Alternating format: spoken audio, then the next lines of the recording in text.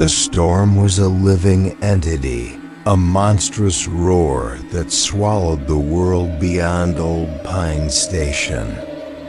Jordan Reyes, a freelance filmmaker of 27, had sought refuge here. His solo road trip to document forgotten towns abruptly halted by flash floods. He was a man of logic, his camera a shield against superstition.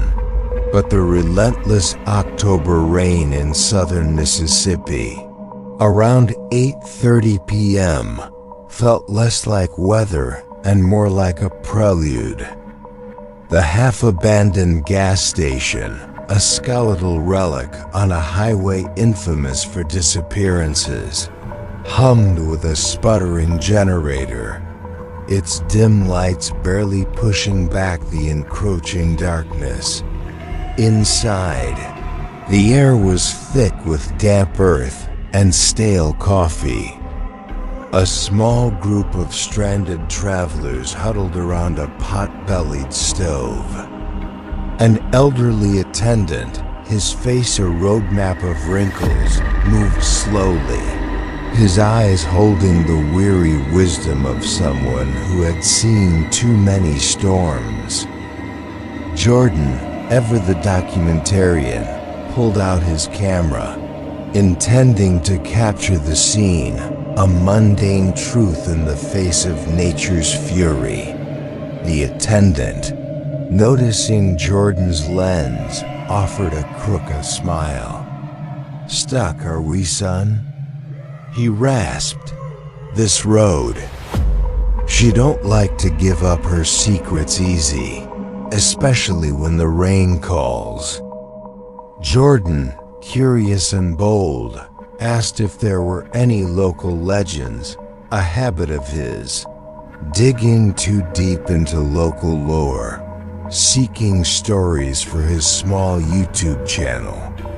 The old man's eyes twinkled with a knowing glint. He leaned closer, his voice dropping to a conspiratorial whisper that seemed to cut through the drumming rain outside. "They say," he began, "that when the rain gets like this, heavy enough to drown a man standing up, he appears." He paused, letting the words hang in the air, drawing in his captive audience, their faces pale in the flickering light. "A man," the attendant continued, "soaked to the bone, standing completely still on the back roads, always with a crooked smile, they say, and eyes that don't blink." He gestured vaguely towards the dark, rain-lashed windows.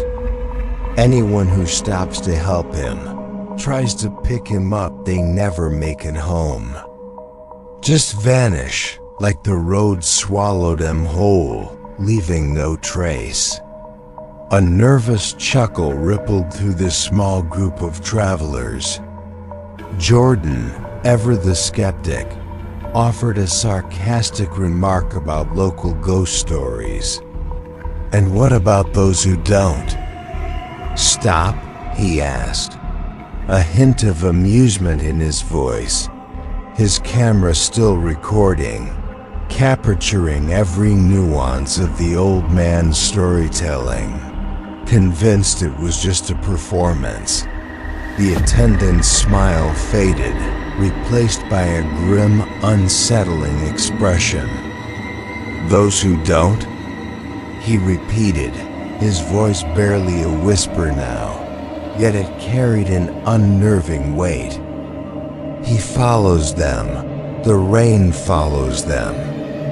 Doesn't matter where they go, how far they drive. The rain, it just keeps coming. And he's always there, just beyond the edge of the light, waiting." A sudden clap of thunder rattled the old station, making everyone jump. The lights flickered violently, then settled back into their dim, sputtering glow. A nervous silence descended, broken only by the relentless drumming of the rain against the roof and the distant rumble of the storm. The laughter had died, replaced by a palpable unease that clung to the air. Jordan, despite his skepticism, felt a prickle of unease. The old man's conviction, the way his eyes held the deep, unsettling truth, was unnerving. He tried to dismiss it as a good performance, a local color piece for his channel, but a cold dread began to settle in his gut.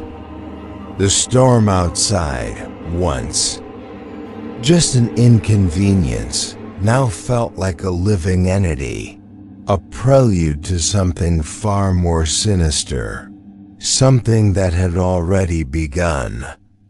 Hours crawled by, each minute stretching into an eternity. The rain showed no signs of abating, and the figure outside remained motionless, a terrifying statue in the storm. The silence inside the gas station, broken only by the rain and the sputtering generator, became oppressive, amplifying every creak of the old building, every nervous cough from the travelers as they waited for the dawn that seemed to never come. The storm raged outside Old Pine Station, turning the world beyond the gas station's flickering lights into an impenetrable wall of water. The old attendant's story had cast a heavy pall over the small group of travelers, their earlier camaraderie replaced by a nervous silence. Each clap of thunder, each gust of wind, seemed to amplify the chilling details of the man in the rain. His crooked smile and unblinking eyes now vivid in their imaginations. Jordan, despite his outward skepticism, found the story clinging to him like the damp chill in the air, a persistent, unsettling thought. After an hour of restless waiting, the need for a cigarette became unbearable. Jordan, a creature of habit, felt the familiar craving, a small defiance against the growing tension.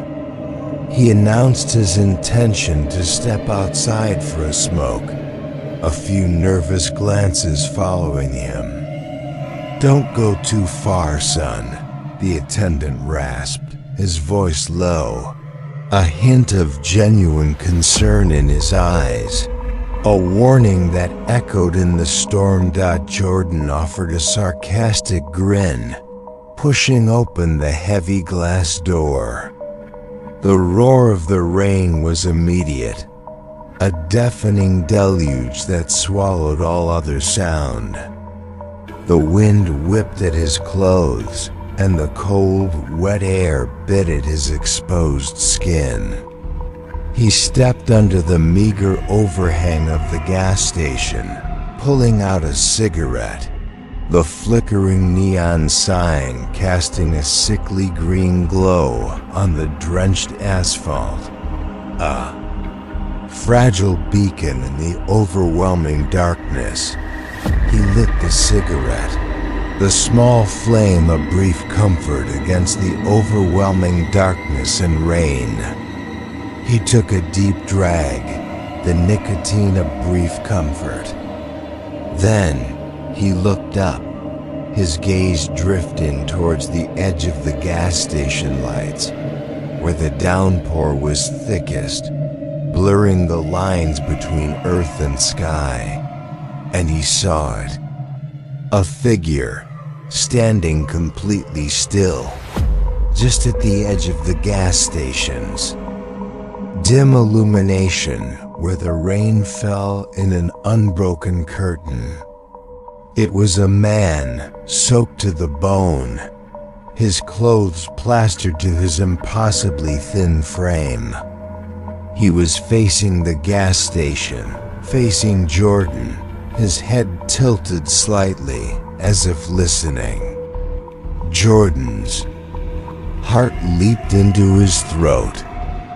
He tried to dismiss it, a trick of the light, a shadow, a hallucination brought on by the old man's story.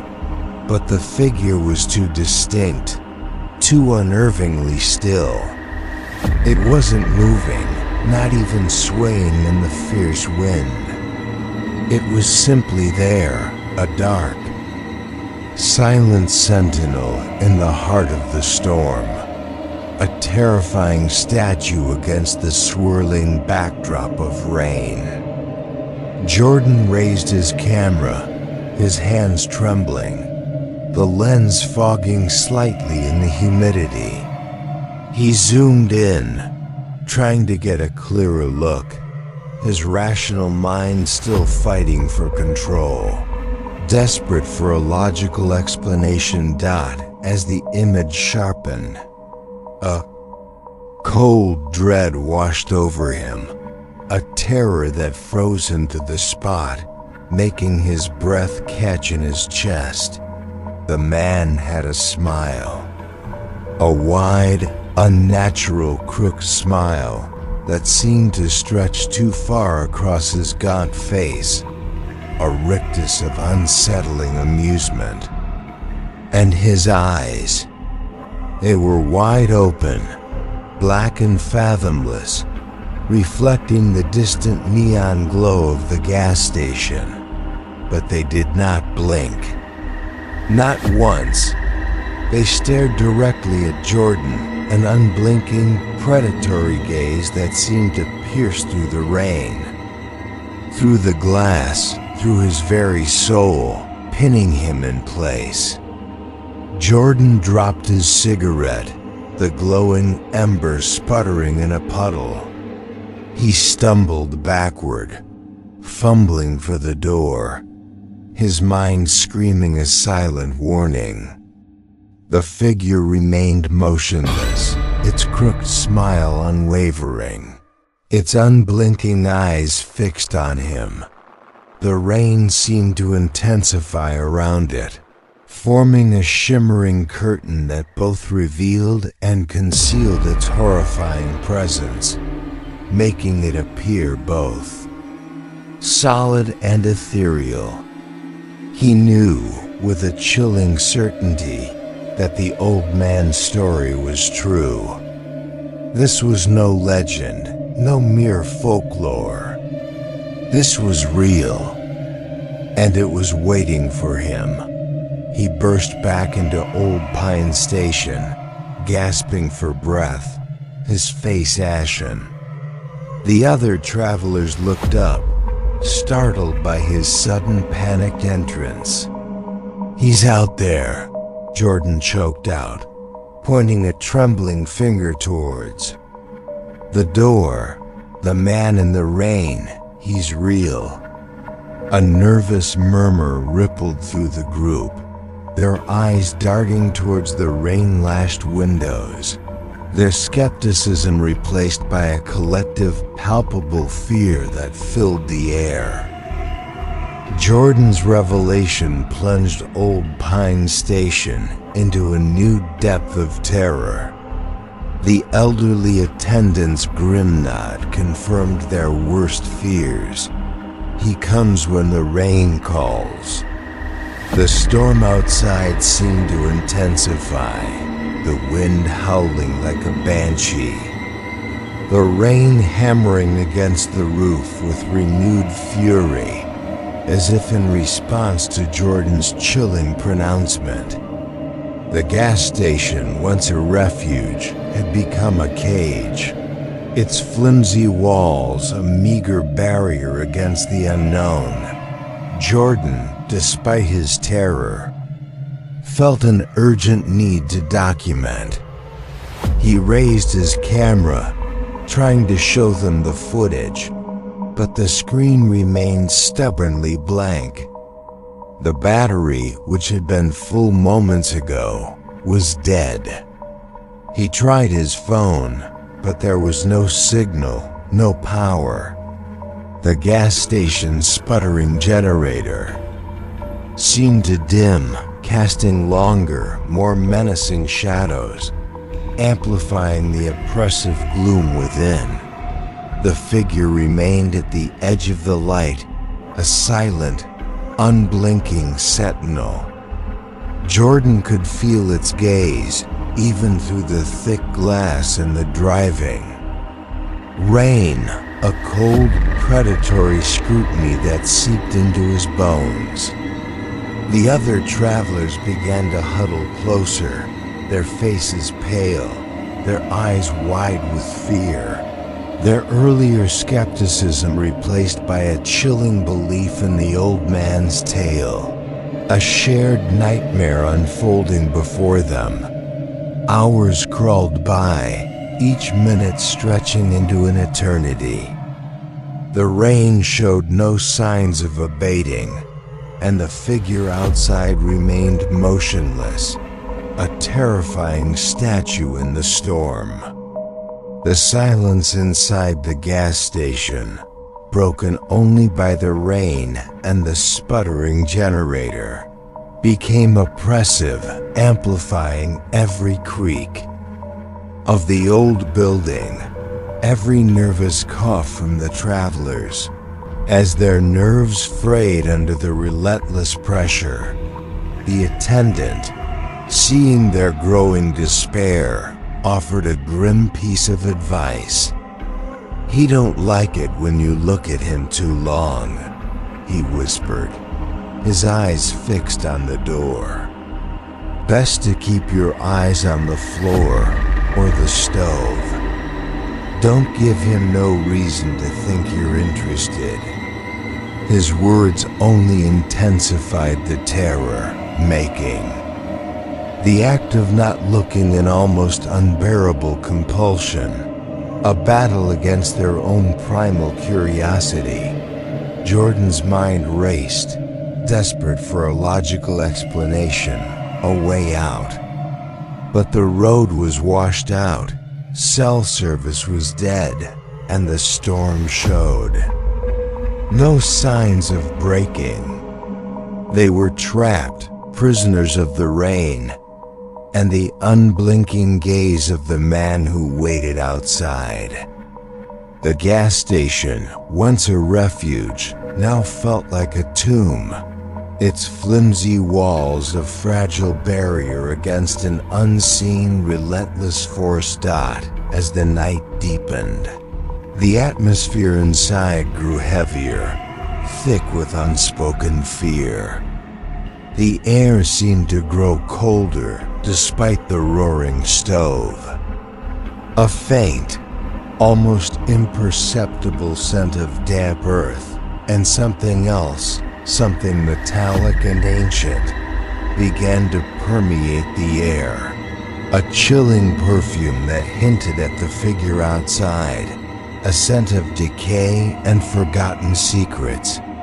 Jordan found himself staring at his reflection in the dark, rain-streaked window, his own eyes wide with terror, his face gaunt. He'd barely recognized himself.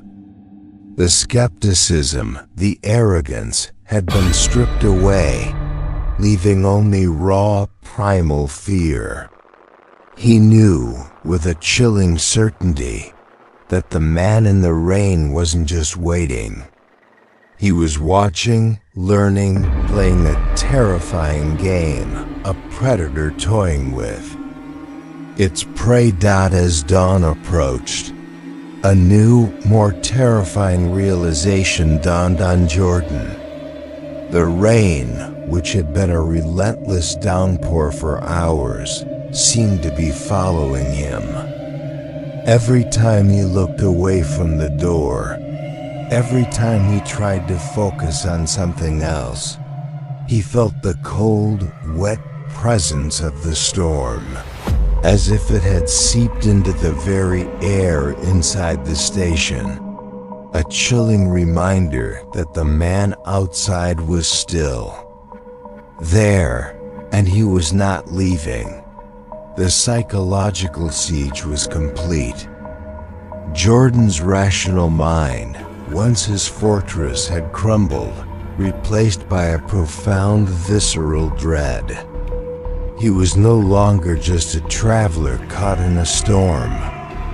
He was a target, chosen by an entity that defied logic, an unblinking gaze that promised an inescapable, terrifying fate. Dawn finally broke, not with the promise of sunlight, but with a pale, sickly gray light that struggled to penetrate the relentless rain. The storm, however, showed no signs of abating.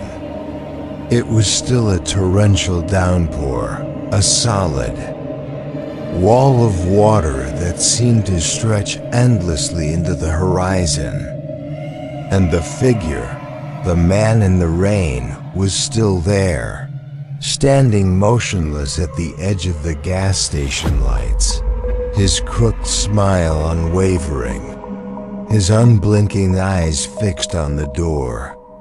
The other travelers, their faces gaunt with fear and exhaustion, began to stir. Their initial hope for the storm to break had evaporated, replaced by a grim resignation. They knew, as Jordan did, that the man was not leaving. He was a permanent fixture, a terrifying sentinel of the storm, and they were trapped with him, their fate tied to the relentless rain, their escape an impossible dream. Jordan, his mind fractured, stumbled towards the single working phone line, powered by the sputtering generator. He tried to call for help, to reach anyone, but the line was dead. The generator coughed, sputtered, and then died, plunging the gas station into complete darkness. The only light now came from the distant, unblinking eyes of the man in the rain, reflecting the faint, eerie glow of the dawn. A terrifying beacon. The attendant, his face a mask of profound despair, slumped onto a stool. "He's chosen you, son," he rasped, his voice barely a whisper. "The rain, it follows those he chooses, and it never stops." His words, devoid of any hope, confirmed Jordan's darkest fears. The man wasn't just a local legend. He was a force of nature, a terrifying extension of the storm itself, a predator of the lost. Jordan looked at the other travelers, their faces illuminated by the eerie glow from outside, their eyes wide with terror. They were trapped, and the man in the rain was their captor. He knew, with a chilling certainty, that anyone who tried to leave would never make it home. The road, the forest, the very air itself seemed to conspire with the unblinking figure, sealing their fate. As the morning wore on, the rain continued its relentless assault. The temperature inside the station began to drop, the cold seeping into their bones. The silence, broken only by the drumming of the rain, became oppressive, amplifying every creak of the old building, every nervous cough, every strained breath. The man in the rain remained, a silent, terrifying presence, his gaze a constant, chilling weight. Jordan found himself drawn to the window, his hand reaching out, pulling back the heavy curtain. He pressed his face against the cold glass, his breath fogging the pain. Through the swirling water, he saw the man clearly. His crooked smile seemed to widen, just imperceptibly, as if in recognition. And then, the man slowly raised a hand, his long, slender fingers pointing directly at Jordan, a silent, terrifying summons. The realization was a punch to the gut. The man wasn't just following them. He was a manifestation of the storm itself, a living embodiment of the highway's dark history, a collector of lost souls. The true local story wasn't a warning. It was a prophecy, and Jordan was its unwilling protagonist, his journey ending not in documentation, but in absorption, his identity dissolving. He screamed, a sound that was swallowed by the sudden deafening roar of the rain. He stumbled backward, away from the window, away from the horrifying truth of Old Pine Station. But as he fled, a new chilling sensation crept over him. The cold, wet presence of the storm was no longer just outside. It was inside him, seeping into his very being, permeating every cell. Jordan ran, not towards escape, but deeper into the gas station, his steps no longer frantic, but strangely deliberate. The walls no longer seemed to protect him. They welcomed him, their old timbers groaning in a new, comforting rhythm. He was free of the madness, but he was not alone. The rain had found a new host. He found himself at the back door of the station, his hand reaching out, pulling back the heavy chain.